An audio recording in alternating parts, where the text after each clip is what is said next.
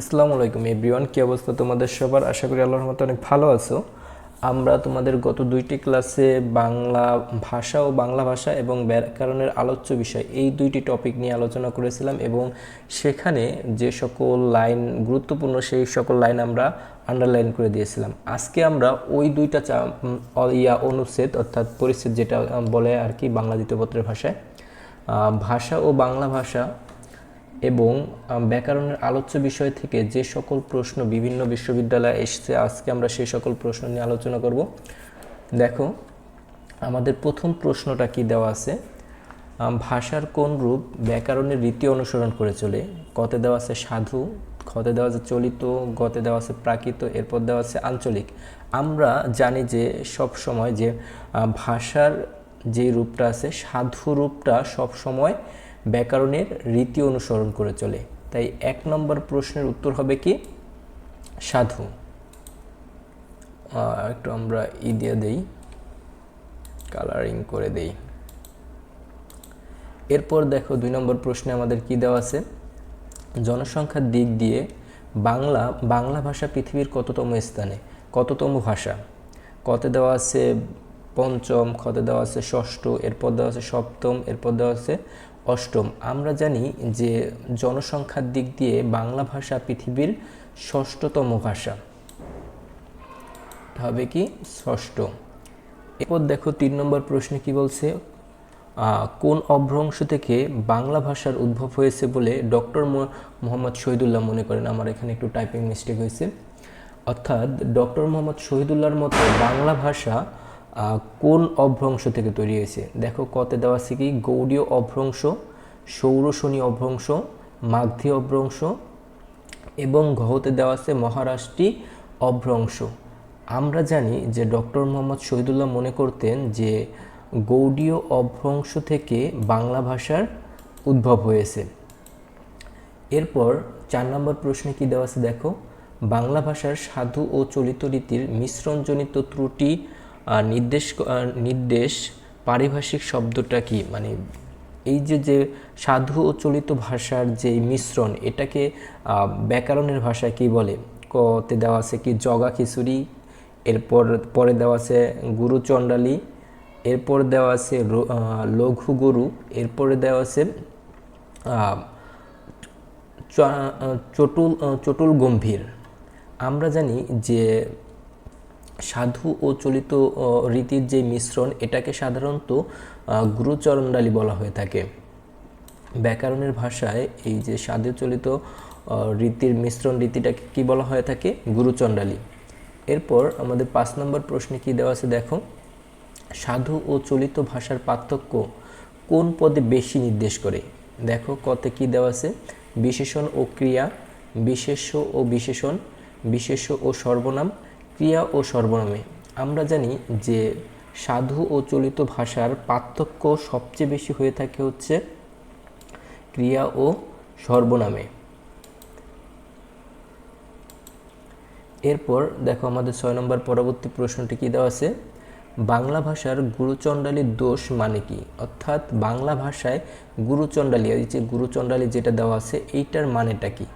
উপমার ভুল প্রয়োগ, তৎসম শব্দের সঙ্গে দেশি শব্দের বেশি প্রয়োগ, প্রয়োজনের অতিরিক্ত শব্দ ব্যবহার, বাগধারার রদবদল। এই যে বাংলা ভাষার গুরুচণ্ডালীর যে দোষ এটার মানে হচ্ছে তৎসম শব্দের সঙ্গে দেশি শব্দের বেশি প্রয়োগ, অর্থাৎ চলিত ভাষার সাথে সাধু ভাষার বেশি কি বলে এটাকে বেশি ব্যবহার আর কি। ঠিক আছে।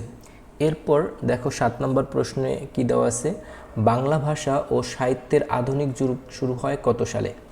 দেখো কত কি দেওয়া আছে, 1801 সালে, এরপর দেওয়া আছে 1901 সালে, এরপর 2002 সালে, 1875 সালে। আমরা জানি যে বাংলা ভাষা ও সাহিত্যের আধুনিক যুগ শুরু হয় 1801 সালে।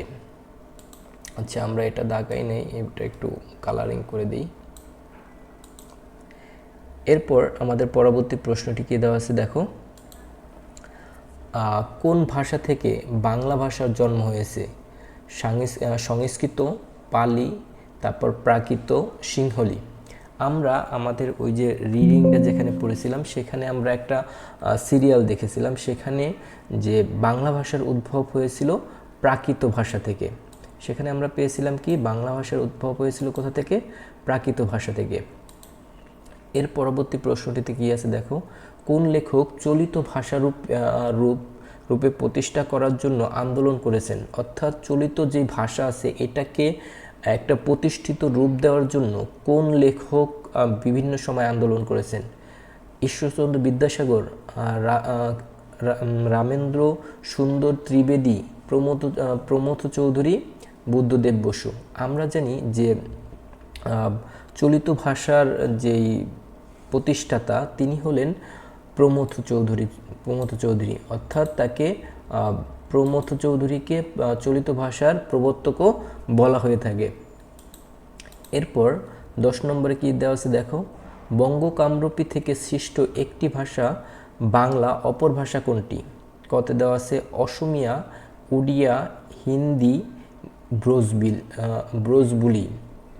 আমরা জানি যে বঙ্গকামরূপী থেকে সৃষ্ট একটি ভাষা বাংলা এবং বাংলার নিকটতম বা অপর ভাষা, আত্মীয় ভাষা হচ্ছে অসমিয়া।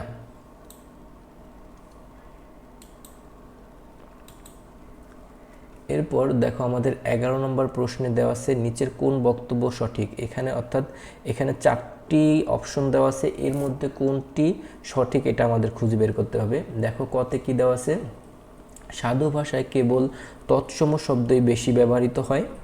চলিত, এখানে চলতো লেখা হয়েছে, চলিত এখানে হবে চলিত। চলিত ভাষায় কোনো তৎসম শব্দ ব্যবহৃত হয় না। যে কোনো শব্দ সাধু ও চলিত ভাষায় ব্যবহৃত হতে পারে। ঘতে সর্বশেষে দেওয়া আছে কি সাধু ভাষায় দেশি শব্দের ব্যবহৃত হয় না। এইখানে এই 4টি বাক্যের মধ্যে এই যে গ নম্বরে দেওয়া আছে দেখো, এই অপশনটি হচ্ছে সঠিক, অর্থাৎ যে কোনো শব্দ সাধু ও চলিত ভাষায় ব্যবহৃত হতে পারে। এরপর আমাদের পরবর্তী প্রশ্ন কি দেওয়া আছে দেখো, মহুয়া পালায় বাংলাদেশের কোন অঞ্চলের উপভাষা? অর্থাৎ এই যে মহুয়া যে উপভাষা এটা মূলত কোন অঞ্চলে বেশি ব্যবহৃত হয়? দেওয়া আছে কি, কত দেওয়া আছে সিলেট, চট্টগ্রাম, ময়মনসিংহ, তারপর হচ্ছে রংপুর। আমরা জানি এই যে মহুয়া যেই উপভাষা এটা মূলত ময়মনসিংহে বেশি পাওয়া যায় আর কি, অর্থাৎ বেশি ব্যবহৃত হয়। এরপর পরবর্তী প্রশ্নটি কি আছে আমাদের দেখো, কোন ভাষা থেকে বাংলা ভাষার জন্ম হয়েছে? এখানে দেওয়া আছে পালি, সংস্কৃত, উড়িয়া এবং বঙ্গকামরূপী। আমরা জানি যে বাংলা ভাষার জন্ম হয়েছে মূলত বঙ্গকামরূপী ভাষা থেকে। এরপর আমাদের 14 নম্বর প্রশ্ন, অর্থাৎ ভাষার মূল উপাদান কি? দেখো এখানে কি দেওয়া আছে, কতে দেওয়া আছে ধ্বনি, এবং এরপর দেওয়া আছে বাক্য, এরপর দেওয়া আছে শব্দ, এরপর দেওয়া আছে কি বর্ণ। আমরা জানি ভাষার মূল উপাদান হচ্ছে ধ্বনি। দেখো এরপর কি দেওয়া আছে আমাদের,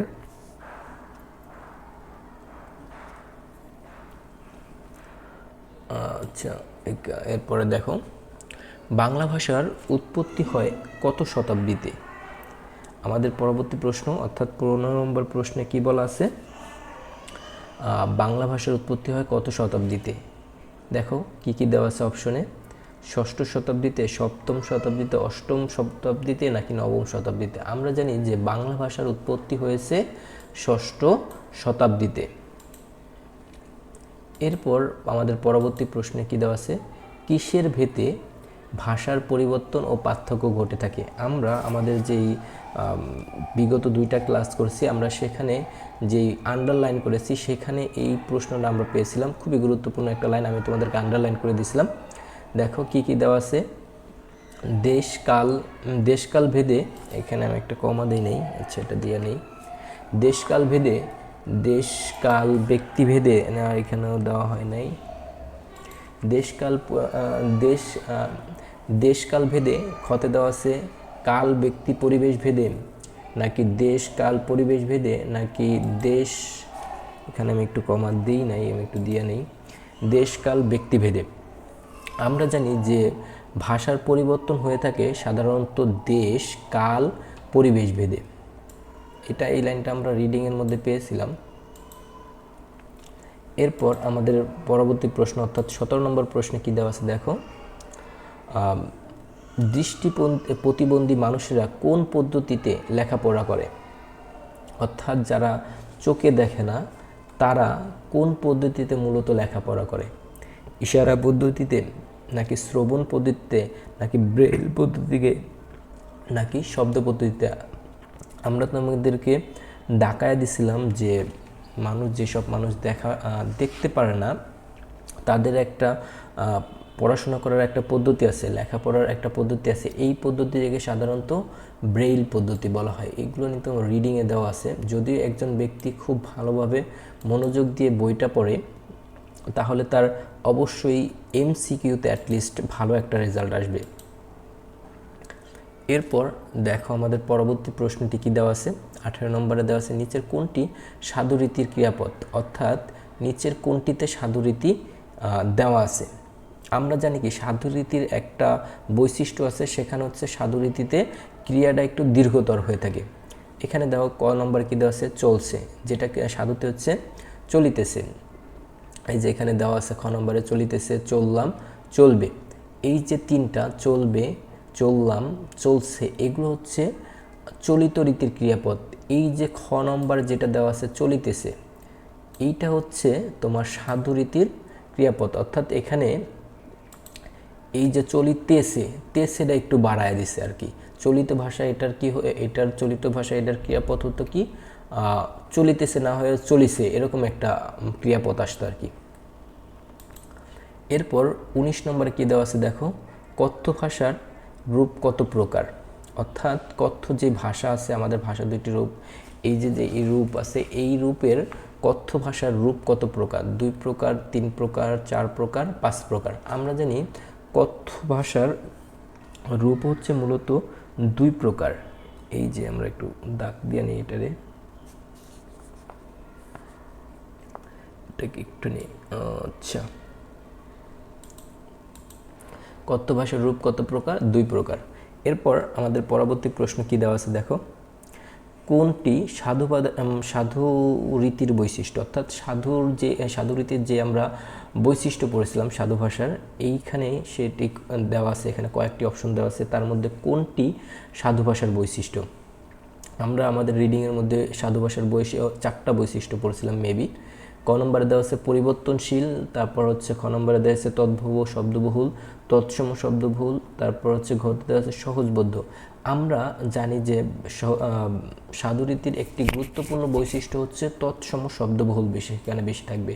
অর্থাৎ তৎসম শব্দ বেশি ব্যবহৃত হবে কোথায়? তোমার হচ্ছে সাধু ভাষার যে রীতিটা রয়েছে সেখানে।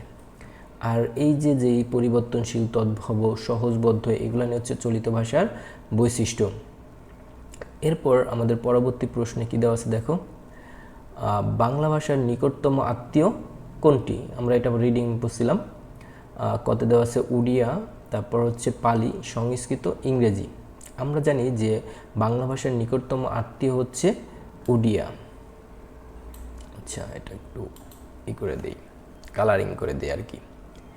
এরপর আমাদের পরবর্তী প্রশ্নটা কি আছে দেখো, 22 নম্বরে, বাংলা চলিত রীতির বৈশিষ্ট্য কোনটি? অর্থাৎ এই যেখানে আমরা সাধু রীতির বৈশিষ্ট্য পড়ছিলাম, এখানে হচ্ছে একটা প্রশ্ন আসছে কিসে, যে চলিত ভাষার বৈশিষ্ট্যটা কি? কতে দেওয়া আছে ও আভিজাত্যপূর্ণ, পদবিন্যাস সুনিয়ন্ত্রিত, কৃত্রিমতা বর্জিত। এরপর ঘ নম্বরে দেওয়া আছে কাঠামো অপরিবর্তিত। এই যে দেওয়া আছে আভিজাত্যপূর্ণ, পদবিন্যাস সুনিয়ন্ত্রিত এবং কাঠামো অপরিবর্তিত, এই তিনটা মূলত হচ্ছে সাধু ভাষার বৈশিষ্ট্য। আর চলিত ভাষার বৈশিষ্ট্য হচ্ছে কৃত্রিমতা বর্জিত। আচ্ছা, এটাকে আমরা একটু কালারিং করে দিই।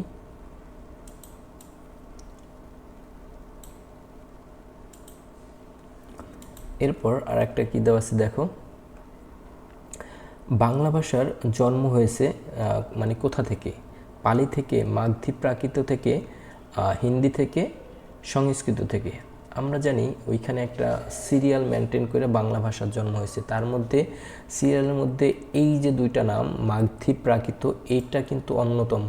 এই যে এখান থেকেই কিন্তু বাংলা ভাষার ক্রম অনুসারে বাংলা ভাষা তৈরি হয়েছে। অর্থাৎ ইন্দো ইউরোপিয়ান যে একটা ভাষা ছিল, সেখান থেকে আস্তে আস্তে পর্যায়ক্রমে বাংলা ভাষার জন্ম হয়েছে। এরপর আমাদের পরবর্তী প্রশ্ন দেখি কি কি আছে। দেশি ও বিদেশি শব্দের ব্যবহার নেই হচ্ছে কোন রীতিতে? প্রমিত লেখ্য রীতিতে, এরপর হচ্ছে কি প্রমিত কথ্য রীতিতে, সাধু ভাষায়, সাধু রীতিতে, সমাজ ভাষাতে। অর্থাৎ দেশি বিদেশি যে শব্দ রয়েছে সেটা কোন ভাষায় ব্যবহৃত হয় না। আমরা জানি দেশি বিদেশি সবসময় ব্যবহৃত হয় চলিত ভাষায়, কিন্তু সাধু যেই ভাষা রয়েছে সেখানে শুধুমাত্র তৎসম শব্দ ব্যবহৃত হয়। অর্থাৎ সেখানে কি ব্যবহৃত হয় না? দেশি বিদেশি শব্দ ব্যবহৃত হয়ে থাকে না। তাই এই প্রশ্নটার অ্যান্সার হবে কি? সাধু। আচ্ছা, ব্রাহ্মী লিপির কোন রূপ থেকে বাংলা ভাষার জন্ম হয়েছে? এটা আমরা ওইখানে রিডিংয়ে পড়ছিলাম। সারদা, এরপর হচ্ছে নাগর, কি লাগছে নাগর, এরপর হচ্ছে কুষাণ, কুটিল। আমরা ওইখানে পড়ছিলাম যে কুটিল লিপি অর্থাৎ কুটিল ভাষা থেকে হচ্ছে তোমার বাংলা ভাষার জন্ম হয়েছে আর কি। কুটিল লিপি থেকে বাংলা লিপির জন্ম হয়েছে। এরপর দেওয়া আছে কি পল্লবী কি? পাতার সমর্থক শব্দ, ছোট গল্প, মধ্য পারসিক ভাষা, গীতি কবিতা। আচ্ছা, গীতিকা। এই যে পল্লবী, এই পল্লবী এটা হচ্ছে মূলত একটি মধ্য পারসিক ভাষা। আচ্ছা, এরপর আমাদের পরবর্তী প্রশ্নটা কি আছে দেখো একটু। নিচের কোনটি সহোদর ভাষা? অর্থাৎ কাছাকাছি ভাষা, একটার সাথে আর একটার আঙ্গাঙ্গিকভাবে জড়িত আর কি। বাংলা উর্দু, বাংলা অসমিয়া, বাংলা হিন্দি, বাংলা সংস্কৃত। আমরা জানি যে বঙ্গ কামরূপী থেকে দুইটা ভাষার জন্ম হয়েছে, একটা হচ্ছে বাংলা আর একটা হচ্ছে অসমিয়া। অর্থাৎ বাংলার সহোদর ভাষা কোনটি? অসমিয়া। তাহলে এই যে সহোদর ভাষা আমরা কোনটা দেখাবো? এই যে এটা, বাংলা ও অসমিয়া।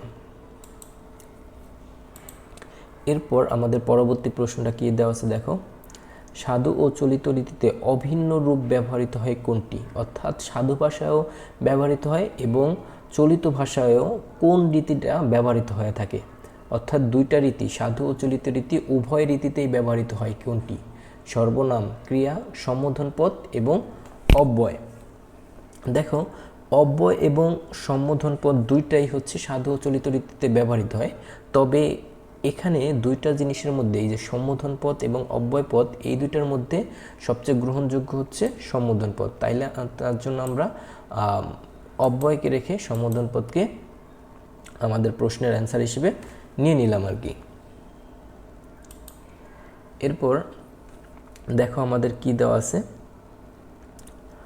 এটাকে আমরা একটু করে নেই।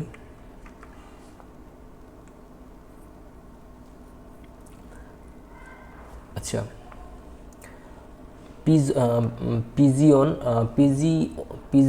পিজিন দেখো, পিজিন ভাষা কি ধরনের ভাষা?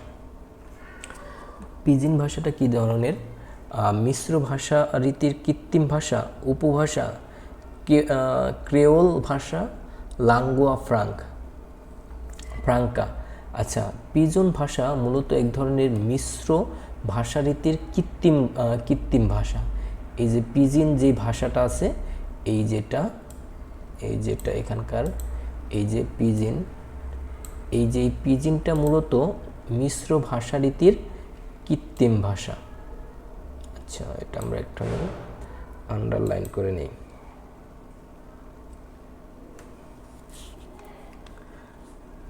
আচ্ছা, এরপর কি আছে দেখো। আচ্ছা দেখো, 30 নম্বরে কি দেওয়া আছে আমাদের, চলিত ভাষার প্রবর্তক কি? আমরা আগে একটা প্রশ্ন পাইছিলাম যে চলিত ভাষার জন্য কে আন্দোলন করছে।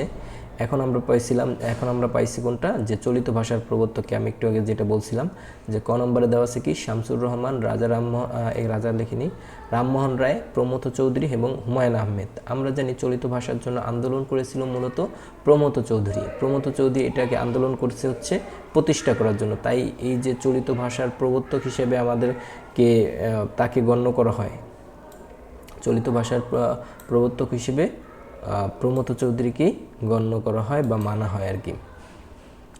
এরপর আমাদের পরবর্তী প্রশ্নটা কি দেওয়া আছে দেখো, ভাষা কি? আচ্ছা, ভাষা হলো উচ্চারণের প্রতীক, ভাব প্রকাশের মাধ্যম, কণ্ঠের উচ্চারণ না ধ্বনির সমষ্টি। আমরা জানি যে আমরা যেই ভাষায় কথা বলি এটা হচ্ছে মূলত আমাদের প্রকাশের একটা মাধ্যম হিসেবে কাজ করে। যেমন বিভিন্ন দেশের ভাষা বিভিন্ন রকম হয়ে থাকে, এই জন্য ভাষাকে ভাব প্রকাশের মাধ্যম হিসেবে গণনা করা হয় বা গণ্য করা হয়। তাহলে এই প্রশ্নটার উত্তর আমরা কি দেখাবো, খ নম্বর ভাব প্রকাশের মাধ্যম আর কি। এরপর আমাদের পরবর্তী প্রশ্নে কি দেওয়া আছে দেখো, সাধু ও চলিত ভাষার পার্থক্য কি? আচ্ছা, কোন জায়গায় সাধু ও চলিত ভাষার পার্থক্য হয়ে থাকে এটা আমরা একটু আগে পড়ছিলাম। এটা হচ্ছে ক নম্বরে কি দেওয়া আছে, বিশেষণ ও ক্রিয়া, বিশেষ্য ও বিশেষণ, সর্বনাম ও ক্রিয়া, বিশেষ্য ও সর্বনাম এবং ক্রিয়া ও সর্বনাম। এটা আমরা জানি যে সর্বনাম এবং ক্রিয়া হচ্ছে চলিত এবং সাধু ভাষার মধ্যে পার্থক্য হিসেবে কাজ করে, অর্থাৎ এই দুইটা এটার সাথে এটা মিল রয়েছে আর কি। আচ্ছা, এরপর কি আছে দেখো, ব্রজবুলি ভাষাটি কোন ভাষার সংমিশ্রণে গঠিত? দেখো কত দেওয়া আছে কি, বাংলা ও অসমিয়া, বাংলা ও পালি, বাংলা ও সংস্কৃত, বাংলা ও মৈথিলি আজকে। আচ্ছা, আমরা জানি ব্রজবুলি যেই ভাষাটা আছে এই ভাষাটা মূলত এই যেই বাংলা ও মৈথিলি যে ভাষা আছে, বাংলা ও মৈথিলি, এই বাংলা ও মৈথিলি ভাষাটার সংমিশ্রণই মূলত এই যে ব্রজবুলি যে ভাষাটা এটার তৈরি হয়েছে আর কি। এরপরে আমাদের পরবর্তী প্রশ্নটা কি দেওয়া আছে দেখো। আচ্ছা, আমরা এটাকে লাল না করি।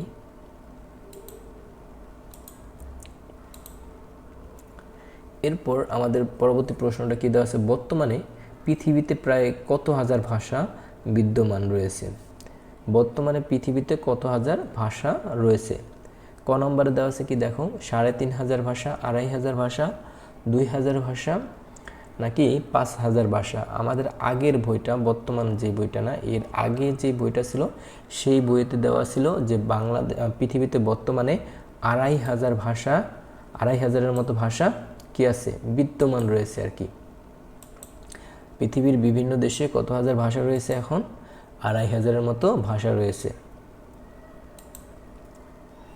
এরপর আমাদের পরবর্তী প্রশ্ন দেখো কি দেওয়া আছে, বাক্যের ক্ষুদ্রতম অংশকে কি বলে? বাক্যের ক্ষুদ্রতম অংশকে কি বলে? শব্দ, ধ্বনি নাকি বর্ণমালা নাকি কোনোটাই নয়? তবে এখানে যে বাক্যের যে ক্ষুদ্রতম অংশ এটা কিন্তু ধ্বনি হবে না, এটা হবে শব্দ। বাক্যের ক্ষুদ্রতম অংশকে বলে হচ্ছে শব্দ।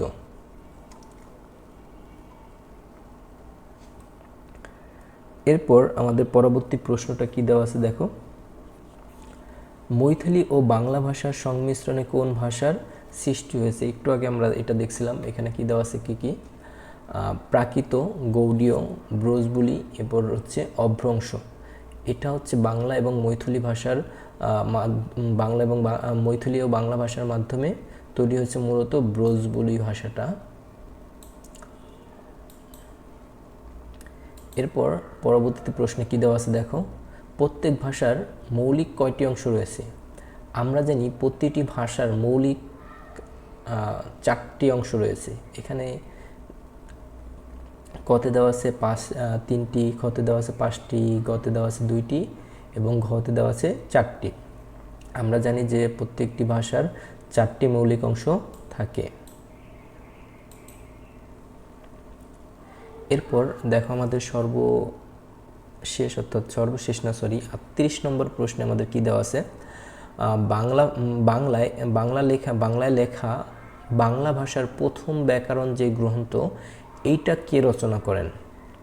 উইলিয়াম কেরি, রাজা রামমোহন রায়, এন.বি. হ্যালহেড নাকি সুনীতি কুমার চট্টোপাধ্যায়? আমরা এটা রিডিংয়ের মধ্যে কয়েকবার পেয়েছি। এটা হচ্ছে রাজা রামমোহন রায়। তবে আমরা দাকায় নেই। তবে বাংলা ভাষার প্রথম যেই ব্যাকরণ, এটা কিন্তু আবার হচ্ছে উইলিয়াম ক্যারি পর্তুগিজ ভাষায় রচনা করেন, কিন্তু বাংলা ভাষায় প্রথম রচনা করা হচ্ছে রাজা রামমোহন রায়।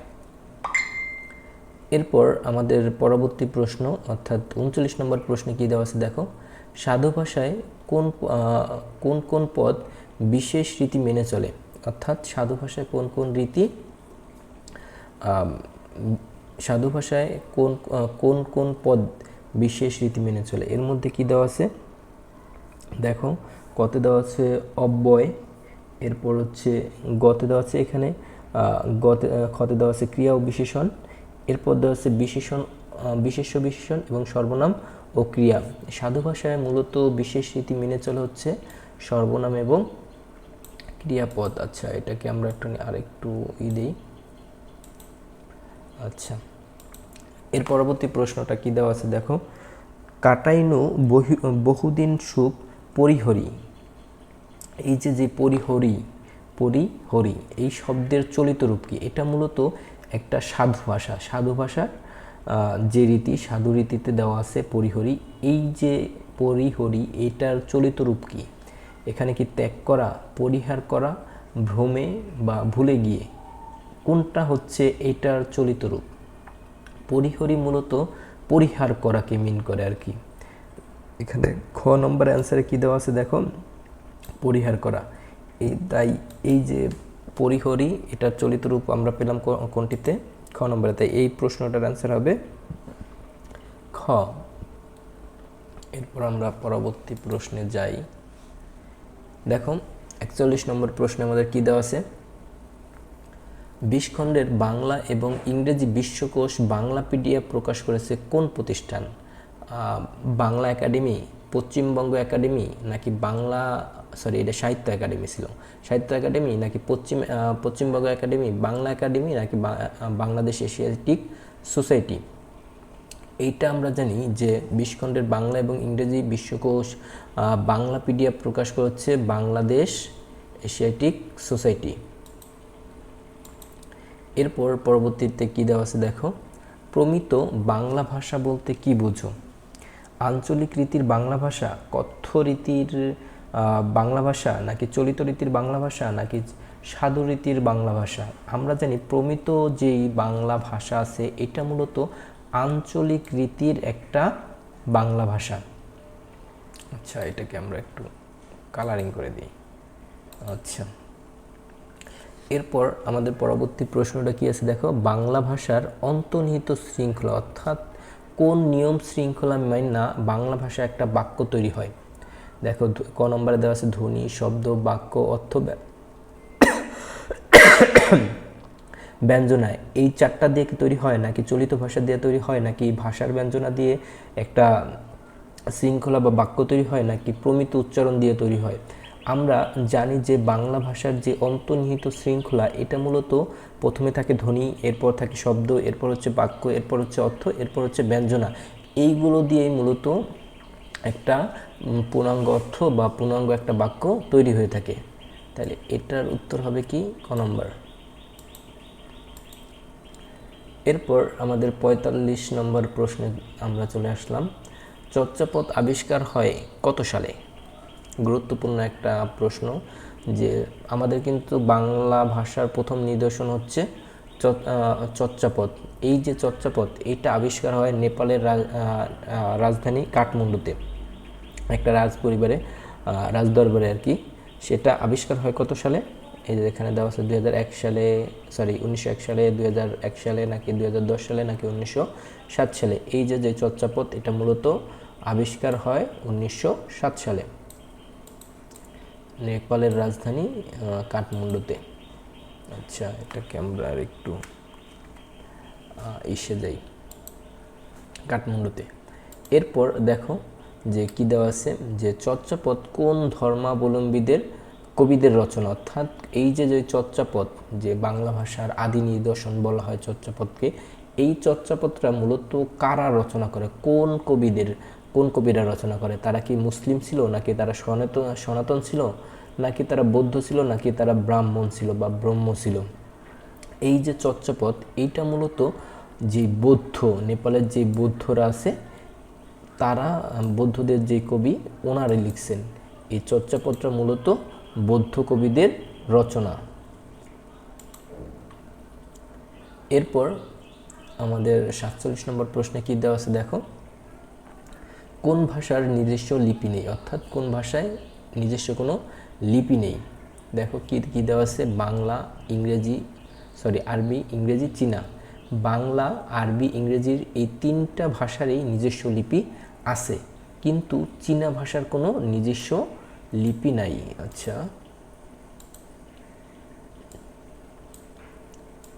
এটা দেখায় রাখলাম আমরা।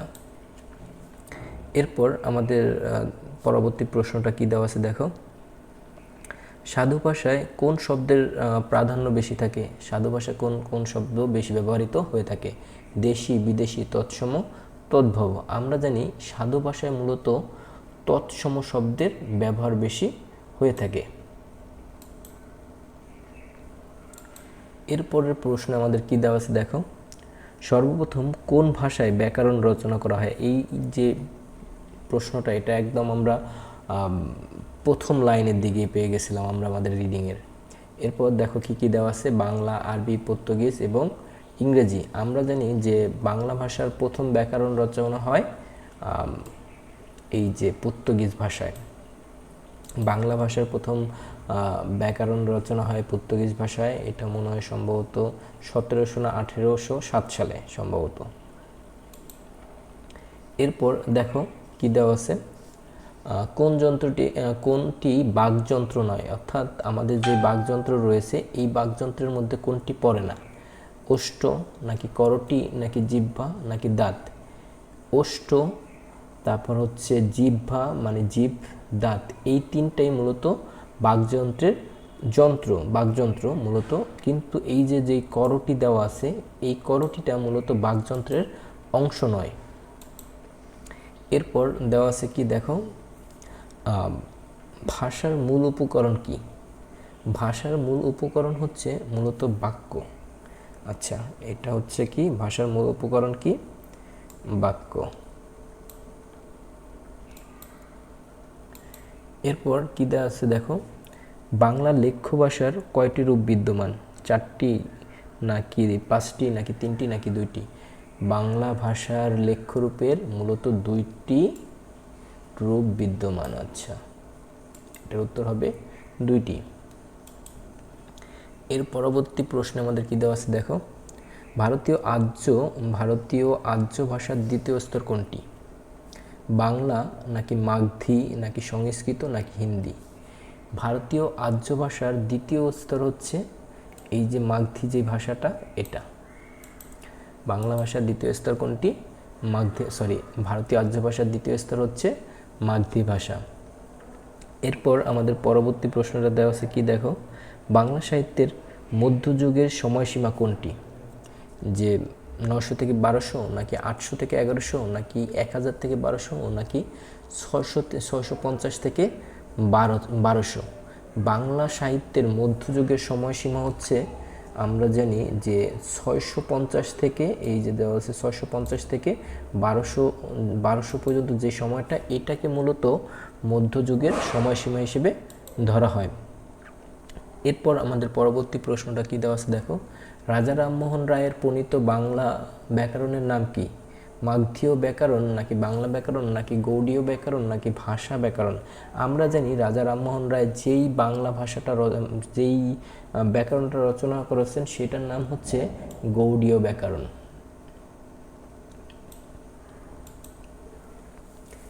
এরপর আমাদের পরবর্তী প্রশ্নটা কি দেওয়া আছে দেখো, বাংলা বর্ণমালার কোন লিপি থেকে আসছে, অর্থাৎ বাংলা যে বর্ণমালাটা রয়েছে এই বর্ণমালার লিপি কোনটা থেকে আসছে, তম্রলিপি থেকে নাকি ব্রাহ্মী লিপি থেকে নাকি নগরী লিপি থেকে নাকি রোমান লিপি থেকে? আমরা আমাদের ওইখানে পাইছিলাম যে বাংলা বর্ণমালার লিপিটা আসছে মূলত ব্রাহ্মী লিপি থেকে। এরপর দেখো আমরা কতগুলো প্রশ্ন, 57টা প্রশ্ন ইতিমধ্যে শেষ করে ফেলছি। এরপর আমাদের পরবর্তী প্রশ্নটা কি দেওয়া আছে, পার হইয়া এর চলিত রূপ কোনটি? পেরিয়ে নাকি পার হয়ে নাকি পার হইয়া নাকি পেরিয়ে? সরি, এটা আমাদেরকে দুইবার দেওয়া আছে, এটার উত্তর হবে পেরিয়ে। এই দুইটাই তাইলে উত্তর হবে। এটা আমার একটু ভুল হয়ে গেছে সম্ভবত, এটা মনে হয় এরকম ছিল। আচ্ছা, তাইলে এই যে পার হইয়া এর চলিত রূপ হচ্ছে পেরিয়ে। 59 নম্বর প্রশ্নে কি দেওয়া আছে দেখো, সাধু ও চলিত ভাষার পার্থক্য হলো বিশেষণ ও ক্রিয়া, বিশেষ্য ও বিশেষণ, বিশেষ ও সর্বনাম, ক্রিয়া ও সর্বনামে। আমরা এই প্রশ্নটা বারবার দেখতেছি আসতেছি, এই প্রশ্নটা খুবই ইম্পর্টেন্ট। বিভিন্ন বিশ্ববিদ্যালয় আমরা কিন্তু আজকে যে সকল প্রশ্ন আলোচনা করতেছি এই সকল প্রশ্ন কিন্তু সবকটা প্রশ্নই কোনো না কোনো বিশ্ববিদ্যালয়ে আসছে। ইভেন তোমরা যদি এই সকল প্রশ্ন খুব ভালোভাবে মনোযোগ দিয়ে পড়ো এবং লিখে রাখো এবং চর্চা করো, তাহলে আশা করা যায় এখান থেকে যদি প্রশ্ন আসে তাহলে খুব ভালোভাবে তোমরা সেটা ইজিলি অ্যান্সার করতে পারবা। এই যে আমরা জানি যে সাধু চলিত ভাষার পার্থক্য হলো ক্রিয়া ও সর্বনাম পদে। এরপর আমাদের 60 নম্বর প্রশ্ন কি দেওয়া আছে দেখো, বাংলা অক্ষরের প্রথম নকশা তৈরি করেন কে? অর্থাৎ আমরা যে বাংলা ক খ সরা এই যে এগুলো নিয়ে লিখি, এটা মূলত কে তৈরি করেন, অর্থাৎ কে এই যে লেখার নকশাটা তৈরি করেন? ডরসন নাকি উইলিয়াম থমস নাকি হেনরি নাকি চার্লস উইলকিন্স? আমরা জানি বাংলা অক্ষরের প্রথম নকশা তৈরি করেন হচ্ছে চার্লস উইলকিন্স।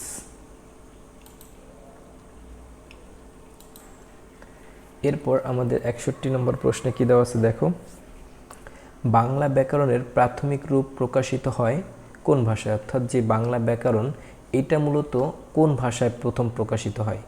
ইংরেজি ভাষায় নাকি পর্তুগিজ ভাষায় নাকি জার্মান ভাষায় নাকি ফরাসি ভাষায়? আচ্ছা, আমরা জানি যে আমাদের যে বাংলা ব্যাকরণ এটা মূলত পর্তুগিজ ভাষায় প্রথম প্রকাশিত হয়ে থাকে। এরপর আমাদের পরবর্তী প্রশ্নটা কি দেওয়া আছে, গ্রিক ভাষায় গ্রামার শব্দের অর্থ কী? নিয়মশাস্ত্র নাকি ব্যাকরণ শাস্ত্র নাকি শব্দশাস্ত্র নাকি ধ্বনির বিন্যাস শাস্ত্র? গ্রিক ভাষায় মূলত গ্রামার শব্দের অর্থ হচ্ছে নিয়মশাস্ত্র। এরপর আমাদের পরবর্তী প্রশ্নটা কি দেখো, 63 নম্বরে কি দেওয়া আছে, বাগধারা ব্যাকরণের কোন অংশে আলোচিত হয়? রূপতত্ত্বে, অর্থতত্ত্বে নাকি ভাষাতত্ত্বে নাকি বাক্যতত্ত্বে? সাধারণত বাগধারা ব্যাকরণের আলোচিত হয় হচ্ছে তোমার অর্থতত্ত্বে। বাগধারা আলোচিত হয় ব্যাকরণের কোন অংশে? ব্যাকরণের অর্থতত্ত্বে হচ্ছে বাগধারা আলোচনা হয়ে থাকে বা আলোচিত হয়ে থাকে। আমরা এটা তোমাদের রিডিংয়ে বারবার পড়ায় দিছি বা দাকায় দিছি। শেষের দিকে হয়তো যে ব্যাকরণের যে আলোচ্য 4টি বিষয়, এই 4টি বিষয়ের মধ্যে সর্বশেষে আছে অর্থতত্ত্ব, এবং এই অর্থতত্ত্বই মূলত বাগধারা নিয়ে আলোচনা করা হয়। এরপর আমাদের পরবর্তী প্রশ্নটা কি আছে দেখো, ব্যাকরণ শব্দের অর্থ কী? অর্থাৎ ব্যাকরণ মানেটা কি? বিশেষভাবে বিশ্লেষণ নাকি বিশেষভাবে বিভাজন, বিশেষভাবে পর্যালোচনা করা নাকি বিশেষভাবে বিয়োজন করা, অর্থাৎ বিয়োজন আর কি। ব্যাকরণ মানে হচ্ছে কোনো কিছুকে বিশেষভাবে বিশ্লেষণ আর কি, ভাষাকে বিশেষভাবে বিশ্লেষণ। অর্থাৎ আমাদের এটার প্রশ্নের অ্যান্সার হবে কি, বিশেষভাবে বিশ্লেষণ। এরপর আমাদের পরবর্তী প্রশ্ন অর্থাৎ 65 নম্বর প্রশ্নে কি দেওয়া আছে দেখো, ব্যাকরণের মূল আলোচ্য বিষয় কয়টি? আমরা জানি ব্যাকরণের মূল আলোচ্য বিষয় হচ্ছে 4টি, ঠিক আছে। সেগুলো কি কি? সেগুলো হচ্ছে তোমার ধ্বনিতত্ত্ব, তারপর হচ্ছে শব্দতত্ত্ব, তারপর হচ্ছে তোমার বাক্যতত্ত্ব, আর একটা হচ্ছে অর্থতত্ত্ব। তাইলে আমাদের এই যে ব্যাকরণের আলোচ্য বিষয় কয়টি হবে? এই যে এখানে দেওয়া আছে দেখো 4টি। ব্যাকরণের আলোচ্য বিষয় কয়টি? 4টি। এরপর আমাদের 66 নম্বর প্রশ্নে কি দেওয়া আছে দেখো, কোনটি প্রাচীন বাংলা ব্যাকরণ? অর্থাৎ নিচে যে ব্যাকরণগুলোর নাম বলা আছে এগুলোর মধ্যে কোনটি সবচেয়ে প্রাচীন? বাংলা মঞ্জুষা নাকি আধুনিক বাংলা ব্যাকরণ নাকি গৌড়ীয় ব্যাকরণ নাকি ব্যাকরণ মঞ্জুরি? আমরা জানি যে ব্যাকরণগুলোর মধ্যে বাংলার প্রথম যে ব্যাকরণ, বাংলা ভাষায় যে ব্যাকরণটা রচনা হয়েছে সেটা হচ্ছে গৌড়ীয় ব্যাকরণ। এই যে গৌড়ীয় ব্যাকরণ যেটা, এটা মূলত রচনা করছেন কে? এটা মূলত লিখছে হচ্ছে রাজা রামমোহন রায়। এরপর আমাদের পরবর্তী প্রশ্নটা কি দেওয়া আছে দেখো, রূপতত্ত্বের অপর নাম কি? রূপতত্ত্বের অপর নাম হচ্ছে শব্দতত্ত্ব। দেখো এখানে কত দেওয়া আছে হচ্ছে ধ্বনিতত্ত্ব, বাক্যতত্ত্ব, গতে দেওয়া আছে রূপতত্ত্ব, এরপর দেওয়া আছে পদক্রম তত্ত্ব। আমরা জানি হচ্ছে রূপতত্ত্বের অপর নাম হচ্ছে শব্দতত্ত্ব। একটু আমরা আন্ডারলাইন করে দিই। আচ্ছা, এরপর আমাদের পরবর্তী প্রশ্নটা কি দেওয়া আছে দেখো, ব্যাকরণ কি? আচ্ছা, ব্যাকরণ হচ্ছে নিয়ম বিশেষ নাকি শব্দের পরম্পরা নাকি কতিপয় সূত্র নাকি ভাষা শিক্ষার সহায়ক? ব্যাকরণ মানে হচ্ছে ভাষা শিক্ষার সহায়ক, অর্থাৎ এই যে আমরা ব্যাকরণ শিখি এটা মূলত ভাষাকে সুষ্ঠু সুন্দরভাবে রিপ্রেজেন্ট করা বা উপস্থাপন করার জন্য আমরা মূলত ব্যাকরণ শিখে থাকি। তার মানে ব্যাকরণ মানে হচ্ছে, ব্যাকরণ কি কি কাজে লাগে? ভাষা শিক্ষার সহায়ক হিসেবে কাজ করে আর কি। এরপর আমাদের পরবর্তী প্রশ্নটা কি দেওয়া আছে দেখো, বাংলা ভাষায় রচিত প্রথম বাংলা ব্যাকরণের রচিতায়ক কে? একটু আগে আমরা বলছিলাম সেটা হচ্ছে রাজা রামমোহন রায়। তার রাজা রামমোহন রায়ের প্রথম যে বাংলা ব্যাকরণ রয়েছে সেটাকে কি বলে? গৌড়ীয় ব্যাকরণ। তার মানে এখানকার এই যে প্রশ্ন আমরা অন্যটা দেখলাম না, এখানে দেওয়া আছে নাথানিয়েল ব্রাসি হেলহেট নাকি প্রমোদ চৌধুরী নাকি সুনীতি কুমার চট্টোপাধ্যায়। আমরা জানি প্রথম হচ্ছে বাংলার ব্যাকরণ রচনা করা হচ্ছে রাজা রামমোহন রায়। এরপর আমাদের পরবর্তী প্রশ্নটা কি দেওয়া আছে দেখো, বাংলা ব্যাকরণের আলোচ্য বিষয় নয় কোনটি? অর্থাৎ বাংলা ব্যাকরণে কোন বিষয়টি আলোচনা করা হয় না? ধ্বনিতত্ত্ব নাকি ভাষাতত্ত্ব নাকি বাক্যতত্ত্ব নাকি অর্থতত্ত্ব? আমরা জানি হচ্ছে বাংলা ভাষা বাংলা ব্যাকরণের আলোচ্য বিষয় চারটি: ধ্বনিতত্ত্ব, শব্দতত্ত্ব, বাক্যতত্ত্ব এবং অর্থতত্ত্ব। এখানে কিন্তু শব্দতত্ত্বটা দেওয়া নেই, সেখানে দেওয়া আছে কি? ভাষাতত্ত্ব। তার মানে কি, এই যে এইখানে বাংলা ব্যাকরণ আলোচ্য বিষয় নয় কোনটি? এই যে ভাষার তত্ত্ব যেটা আছে এটা বাংলা ব্যাকরণের আলোচ্য বিষয় নয়। এরপর আমাদের পরবর্তী প্রশ্নটা কি দেওয়া আছে, লেক্সিওগ্রাফি বলতে কি বোঝায়? ধ্বনিতত্ত্ব নাকি অভিধান তত্ত্ব নাকি বাক্যতত্ত্ব নাকি অর্থতত্ত্ব?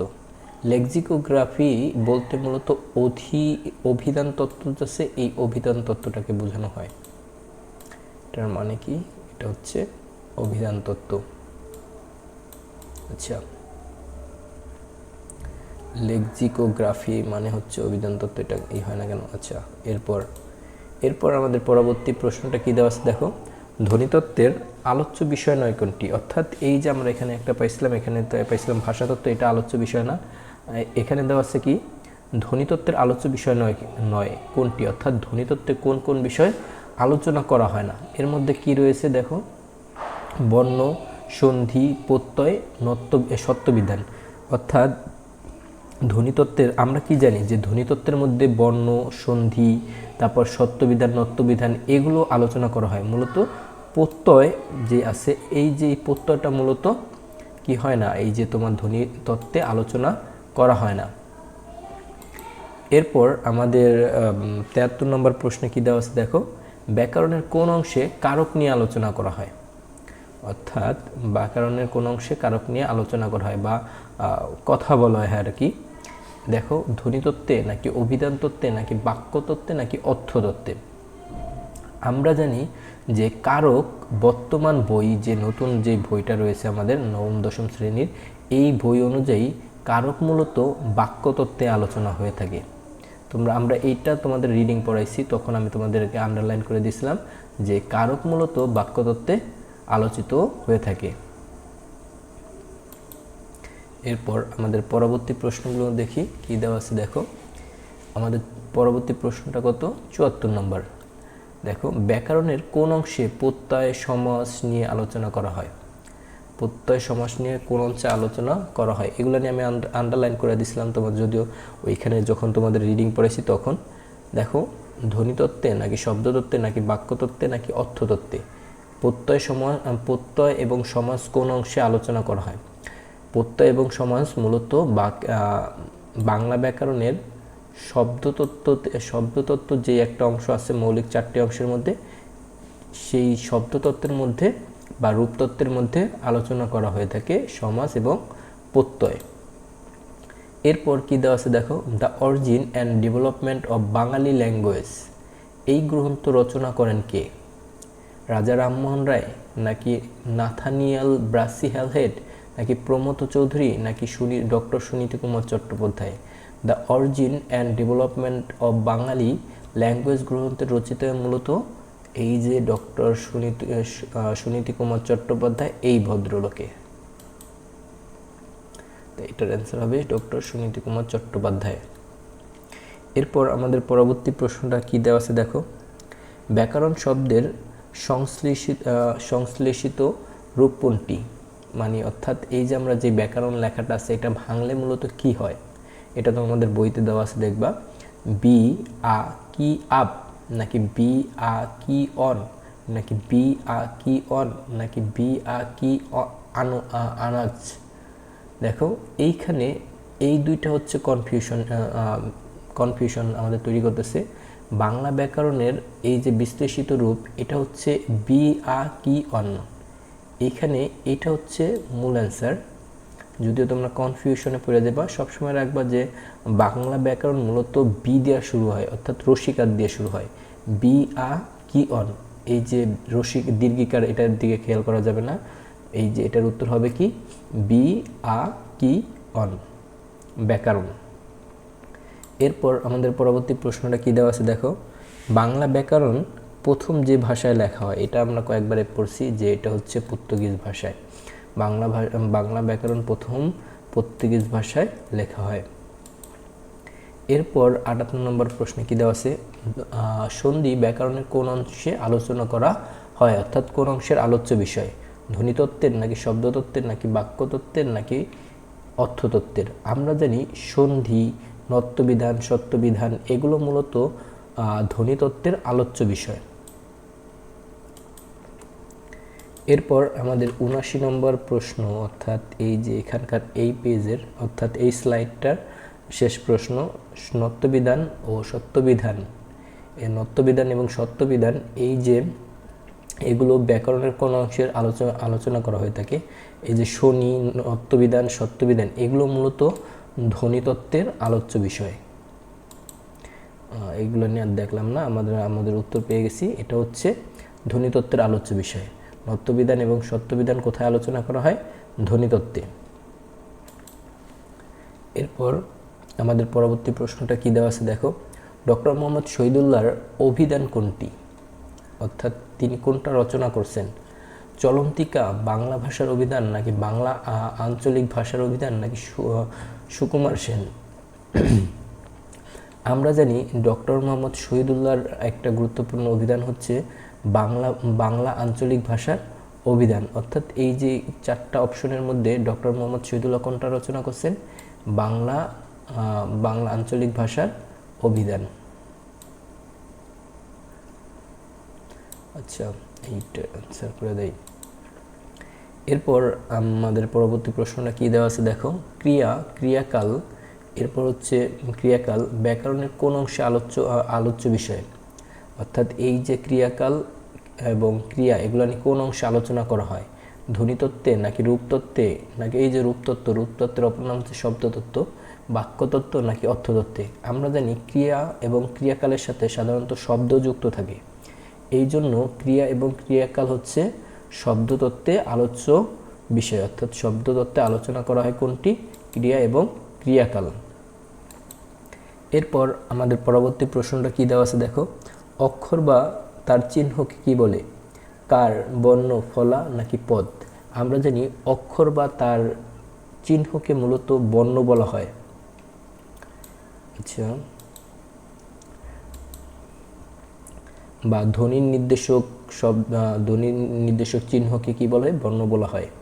এরপর কি দেওয়া আছে, ভাষার মূল উপাদান কি, অর্থাৎ কোন কোন জিনিস নিয়ে ভাষা গঠিত হয়? ধ্বনি শব্দ অক্ষর, নাকি ধ্বনি অক্ষর লেখনী, নাকি ধ্বনি শব্দ বাক্য, নাকি ধ্বনি অক্ষর উচ্চারণ?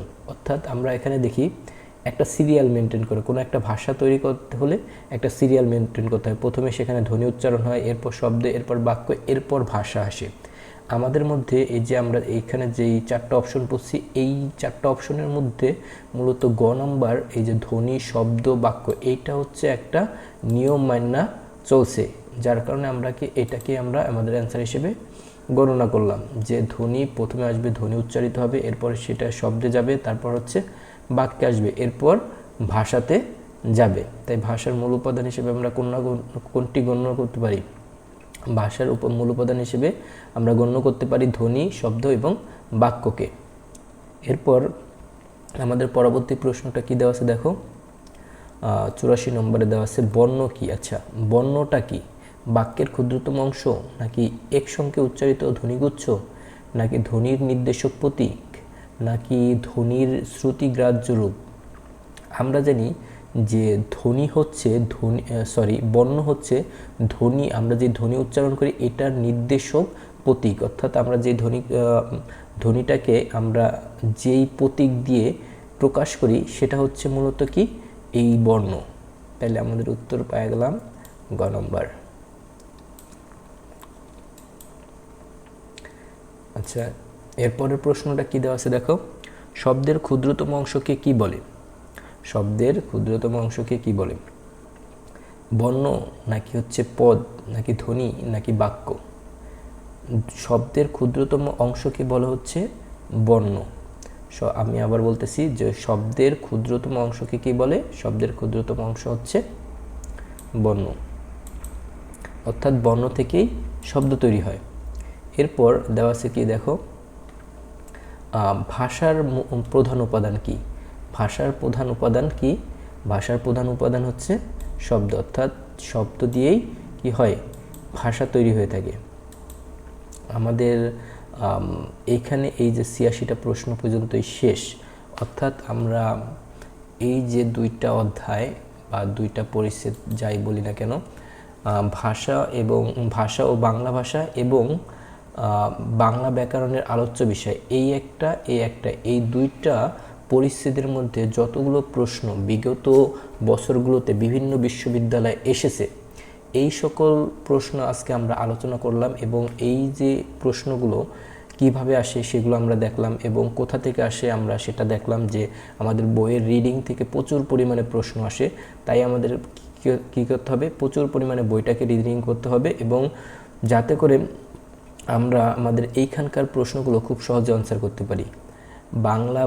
বাংলা দ্বিতীয় পত্র বইটা যদি কেউ খুব সুন্দর করে মুখস্থ করে বা বুঝে বুঝে পড়ে এবং গুরুত্বপূর্ণ লাইনগুলো আন্ডারলাইন করে, তাহলে খুব সহজে এখান থেকে আসা প্রশ্নগুলো অ্যান্সার করতে পারে এবং পরীক্ষাতে তারা খুব ভালো একটা মার্ক করতে পারে, গ্যাদার করতে পারে। ঠিক আছে, আশা করি তোমরা এই যে আমাদের এখানে যেই 86টা প্রশ্ন আমরা দিলাম, এই সকল প্রশ্ন থেকে তোমরা উপকৃত হবে এবং পরবর্তীতে আমাদের যে ভিডিওগুলো আছে সেগুলো দেখবে। আচ্ছা, আজকের ক্লাস এই পর্যন্তই। আমাদের পরবর্তী ভিডিও দেখার জন্য সকলকে আমন্ত্রণ রইল। সে পর্যন্ত সবাই ভালো থেকো, সুস্থ থাকো। আল্লাহ হাফেজ।